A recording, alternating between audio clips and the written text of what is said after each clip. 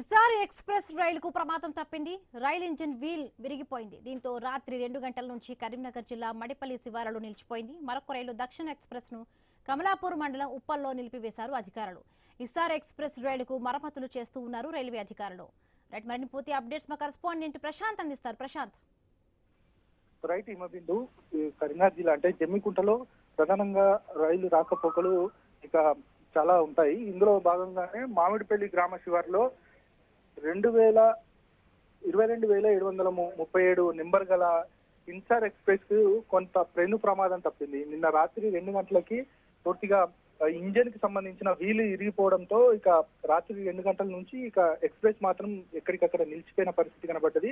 మరో రైలుకు సంబంధించి దక్షిణ్ ఎక్స్ప్రెస్ ను కూడా కమలాపూర్ మండలంలో ఉప్పల్లో ఇదేదైతే రైలు ఆగిపోయిందో ఇక ఎలాంటి ప్రమాదం జరగకుండా మిగతా రైలును కూడా పూర్తిగా ఉప్పల్లోనే అధికారులు ఆపేసిన పరిస్థితి కనబడుతోంది. ఇక ముమ్మర మరమ్మతులు కూడా చేపడతా ఉన్నారు. మొత్తానికైతే ఎలాంటి ఎవరికి ఇబ్బంది ఇప్పటి వరకు అయితే కలగలేదు. వాటికి సంబంధించి పూర్తిగా అధికారులు మాత్రం ఇక ముమ్మర ఏర్పాట్లు మాత్రం చేస్తున్న పరిస్థితి కనబడుతుంది. Himabindu. Right, thank you Prashanth.